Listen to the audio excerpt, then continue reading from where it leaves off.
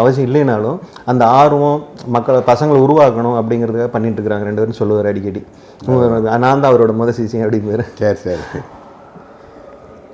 அடுத்துங்கண்ணா, ஐசிஎஃப்ல வந்து நீங்கள் போய் விளையாடும் போது ராஜரத்னன் ஸ்டாராக இருந்தாரா, இல்லை அப்போ இந்தியா நீங்கள் அந்த ஏசியன் கேம்ஸ்லாம் போன டைமில் எப்படி உங்களுக்கு அவருடைய ஆட்டம் நுணுக்கங்கள்லாம் சொல்லி தருவாரா, இல்லை அவரோட உங்களை உறவு எப்படி இருந்தது? இப்போ ரொம்ப உங்களுக்கு அவருக்கு ரொம்ப நல்லா இருக்கும். எப்பவுமே நீங்கள்லாம் வந்திருக்கிறாரு, அவர் கூட்டிகிட்டு வந்து நீங்கள் வீரவால்லாம் கொடுத்துருக்குறீங்க. எப்பவுமே நீங்கள் அவருக்குன்னு ஒரு இது கொடுப்பீங்க. அப்போ ஸ்டார்டிங்கில் எப்படி அவரோட பழக்கம் இருந்தது?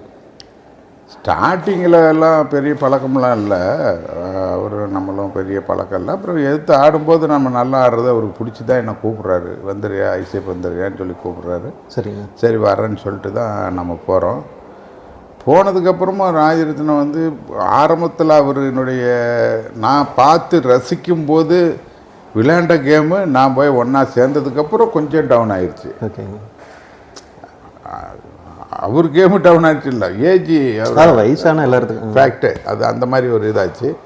அதுக்கு முன்னாடிலாம் நான் மேட்ச் பார்ப்பேன், ஸ்டேட் மீட்டு அது இது எல்லாம் பார்த்தோம்னா எங்கே பார்த்தாலும் டைகர் ராஜரத்னம் பெஸ்ட் பிளேயர் இதுதான் வரும். ஆமாம், அந்த அளவுக்கு ஒரு சில மேட்ச்லாம் ஸ்டேட் மீட்லாம் நான் அந்த மார்த்தாண்டத்தில் நடந்தது, அதெல்லாம் போய் இப்போ உட்காந்து பார்க்கும்போது அவர் அப்போ ஈபிக்கு ஆடுறாரு, எல்லாம் மார்த்தாண்டம் கன்னியாகுமரிக்கு தான் ஆடுறாரு. கடைசி வரைக்கும் ஒரு ரைடு அவரை பிடிக்கல யாரும். அதே மாதிரி ஒரு ரைடை நான் அவரது பார்க்காம நான் மிஸ் பண்ணவும் இல்லை.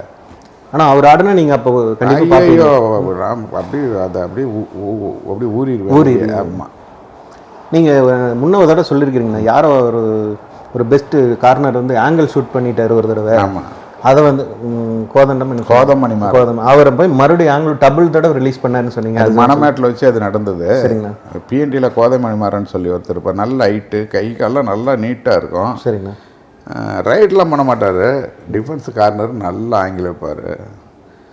நான் இவர் ஆங்கிள் மாடல் வந்து இது வரைக்கும் பார்த்ததே இல்லை, நான் இப்போ வரைக்குமே பார்த்ததில்லை. பட் ஆனால் அன்னைக்கு ஒரு நாள் மணமேட்டில் வச்சு ஒரு லாக் ஆனார். அப்போ நான் ஐசிஎஃப் ஜாயின் பண்ணிட்டேன். ஏன்னா நான் ஆங்கிலம் நின்றுச்சு அப்படின்னு. அதான்டா தம்பி தெரிலடா அப்படின்னாரு. இருடா அடுத்து நானே போகிறேன்ட்டு போனார், ஆங்கிள் பிடிச்சாரு, அப்படியே ஒரு சுண்டு ரிலீஸு, மறுபடியும் கொடுத்தாரு, மறுபடியும் பிடிச்சாரு, ஒரு சுண்டு பார்த்து ஒரே ரைடில். அப்போ ஆர்ச் வந்து அடிக்க முடியலைங்களா? கொடுத்த உடனே பிடிக்கும்போது ரொம்ப ராஜரத்னத்தை ஆர்ச்சி அடிக்கிறதும் ஆங்கிள் பிடிக்கிறதும் ரொம்ப சிரமந்தான். பயந்துக்குவாங்களா? குரவுலாம் கை வச்சுருவார், பட்டுன்னு கை வச்சு. ஆமாம், பவர் உடம்புல மீறின பவரு, அதுக்கு தகுந்த மாதிரி ஸ்பீடு வேணும் இல்லைன்னா ஸ்பீடு. அதை எங்கே அடித்தாலும் ஜம்ப்பு ரிலீஸ் மூவ்மெண்ட்டு எல்லாம் சல்லன்னு ஆகும்.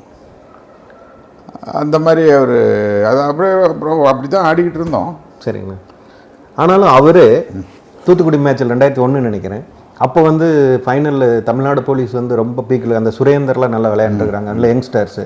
அப்போ இபியில் வந்து நீங்கள் ராஜரத்னன் இறந்துட்டாங்க. ராஜரத்னன் வந்து ஒரு கேப்புக்கு அப்புறம் 42வது வயசில் விளையாடுற அனௌன்ஸ் பண்ணாங்க. அப்போ கூட புலி மாதிரி தான் விளையாண்டாங்க. அப்போ வந்து நீங்கள் கார்னர் ஆடுறீங்கன்னு நினைக்கிறேன். கார்னர் தானே ஆடினீங்க? ஆக்சுவலி அவர் ஆடுவேன். கார்னர் ஆடு ரைட் ஆச்சு ஆடுவேன். ரைட் ஆயிடுச்சுங்களா? ரைட் ஆச்சு கார்னர். சரி, மறந்துட்டேன், சின்ன வயசு அங்கே மேட்ச் பார்க்க வந்திருந்தேன். அப்போ வந்து உங்களுக்கு இந்த எலும்பு அதை அடிபட்டுருச்சு. அதுக்கு முன்னே கூட ராஜரத்னன் வந்து உங்கள்ட்ட தான் பேசுகிறாரு ஒவ்வொரு இதுக்கும். அவ்வளோ நீங்கள் சொல்கிறீங்க என்னுடைய குருன்னு. அந்த மேட்ச்சில் கூட வந்து உங்களை தான், அதாவது ஒரு, ஏன்னா அவங்க ரொம்ப டப்பு கொடுக்குறாங்க போலீஸு. ராஜரத்னம் அவர் வந்து நான் அங்கே அவர்கிட்ட போய் ஜாயின் பண்ணும்போது அஃபென்ஸ் பவர் லைட்டாக வீக் ஆகிடுச்சா ஒழிய டிஃபென்ஸு அதுக்கு மேலே மனுஷன் ஒரு நாங்கள் எல்லாம் ஒன்றா இருக்கும்போது தான் இதெல்லாம் வின் பண்ணோம். நேச்சுரல் எல்லாம் இதுவும் அதை விட்டு அப்படியே வெளியே வந்தோம், சுத்தமாக எல்லாமே போயிட்டு அடி டிஃபென்ஸ்னால் அந்த மாதிரி அடிக்க முடியாது. ஆனால் நான் அந்த ஒரு மேட்ச் தான் நான் அவர் பார்த்தேன். அந்த அன்னைக்கு பீக்கில் இருந்த மேட்டூர் ராஜாண்ண போலீஸ் ராஜாண்ணையும் சுரேந்தரையும் சிங்கிளாக அடித்தாருங்கண்ணா. அடிச்சுன்னா இப்படி சோல்டர் போட்டு அடித்து நிலத்தோடு அடித்தார் 2 பேரும். சுரேந்தர் அவர் பக்கம் போவே இல்லை, மறுபடியும் ஐடியா போவே இல்லை, யாராக இருந்தாலும் அது ஆட முடியாதுன்னு அவரே சொல்லியிருக்காரு பேட்டியில் பக்கமாக. நான் அடிச்சும்போது பெரிய நார்த்து பிளேயர்லாம் கபடிங்கிறத விட்டுட்டு ஐயோ அம்மான்லாம் கத்திருக்கிறானுங்க அப்படிங்கிறாரு. கத்திருக்கிறானுங்க அப்படிங்கிறாரு. இதெல்லாம் அங்கே ராஜரத்னம்னுலாம் அவனும் கூப்பிட மாட்டான். ராஜா ராஜான்னு தான் கூப்பிடுவாங்க. கட்டி பிடிச்சிக்குவானுங்க பிளேயர், பழைய பிளேயர் எல்லாம் ராஜா அப்படின்னு கட்டி பிடிச்சிக்குவானுங்க. இல்லை டைகர்னு கட்டி பிடிச்சி. டைகர்னு இதெல்லாம் ரொம்ப பெருமைங்கண்ணா. நீங்கள்